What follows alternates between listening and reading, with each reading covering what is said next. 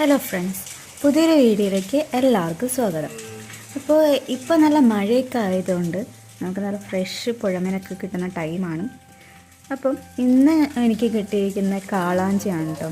കാളാഞ്ചിത്തെ കണ്ടില്ല, അതിന് ജീവനുണ്ടായിരുന്നു. കൊണ്ടുവന്നിട്ട് 2 മണിക്കൂർ കഴിഞ്ഞിട്ട് എടുക്കുന്ന ഒരു വീഡിയോ അത്.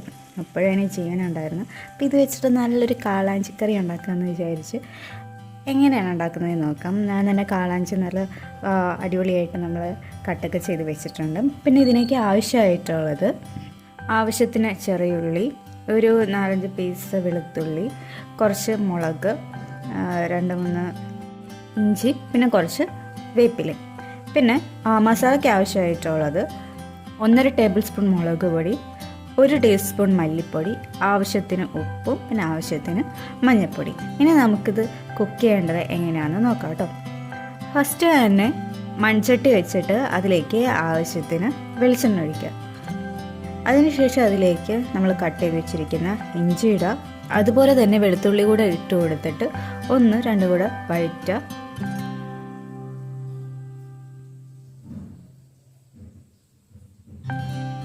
അതിനുശേഷം കുറച്ച് വേപ്പില അതിലേക്കിടാം.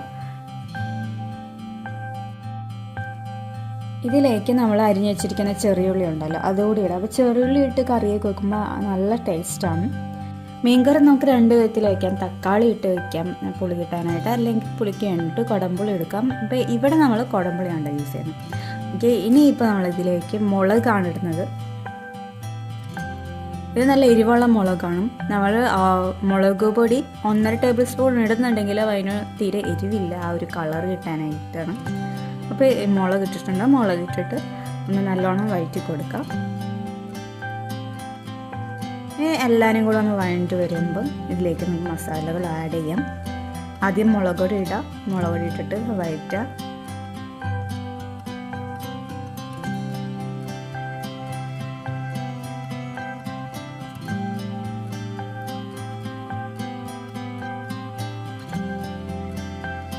ഇപ്പോൾ മുളക് പൊടിയൊക്കെ നല്ലോണം വഴണ്ടിട്ടുണ്ട്. അതിന് ശേഷം നമ്മൾ മല്ലിപ്പൊടി, മഞ്ഞൾപ്പൊടിയും കൂടെ അതിലേക്കിട്ട് വഴറ്റുക.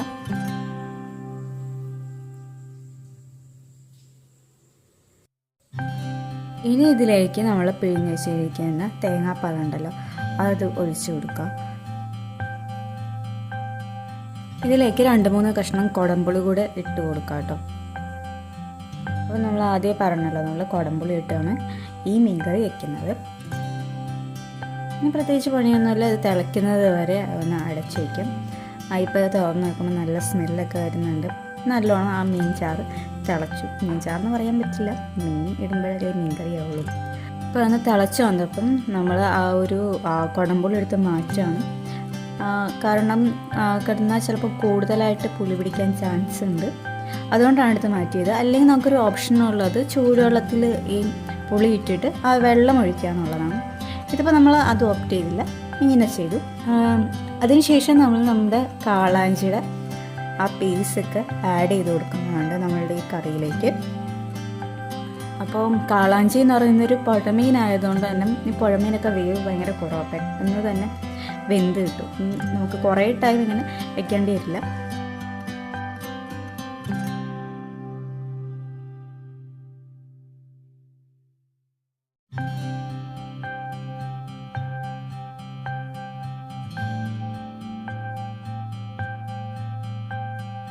അപ്പോൾ ഒന്ന് വെച്ചിട്ടുണ്ട്. പിന്നെ ജസ്റ്റ് ആ ഒരു ചാറൊക്കെ അതിൻ്റെ മുകളിലേക്കൊന്ന് ഒഴിച്ചു കൊടുത്തിട്ട് ഇത് അടച്ചു വയ്ക്കുക.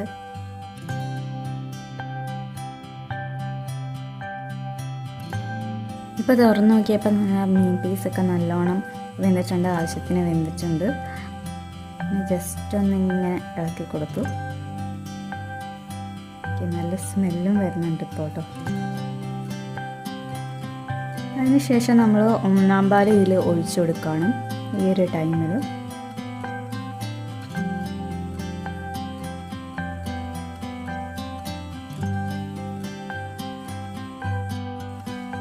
ഇനി അതിലേക്ക് ജസ്റ്റ് ഒന്ന് തിളച്ചപ്പോഴേക്കും കുറച്ച് വേപ്പിലയും അതേപോലെ തന്നെ പച്ച വെളിച്ചെണ്ണ മുകളിലൊന്ന് ഒഴിച്ചു കൊടുക്കുമ്പോഴേക്കും നമ്മളുടെ അടിപൊളി മീൻകറി റെഡിയായി. അപ്പോൾ ഈ കാളാഞ്ചി കറി ഒന്ന് എല്ലാവരും ട്രൈ ചെയ്ത് നോക്കണം കേട്ടോ. കാളാഞ്ചി അല്ലെങ്കിൽ ഏത് പുഴമീനും എല്ലാ മീനും പറ്റും, എന്നാലും ഇപ്പോൾ പുഴമീനൊക്കെ നല്ലോണം കിട്ടുന്നൊരു ടൈമാണ്, നല്ല ഫ്രഷ് മീനൊക്കെ കിട്ടുന്ന ടൈമാണ്. അപ്പോൾ അതൊന്ന് ട്രൈ ചെയ്ത് നോക്കുക. പിന്നെ ഫ്രഷ് മീനായിട്ട് വെച്ചിട്ട് കറിയൊക്കെ വെക്കുമ്പോൾ ഒരു അടിപൊളി ടേസ്റ്റാണ്.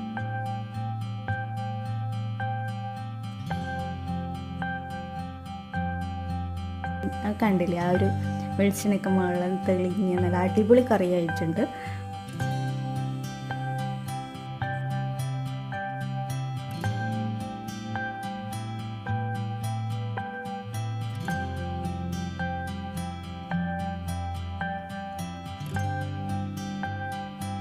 അപ്പോൾ നിങ്ങളെ കാണിക്കാനായിട്ട് ആ മീനിൻ്റെ പീസ് കാണിക്കാൻ ഇങ്ങനെ എടുത്തതാണ് ഗൈസ്. പക്ഷേ എന്ത് ചെയ്യും, മീൻ പീസൊക്കെ പീസായിപ്പോയി.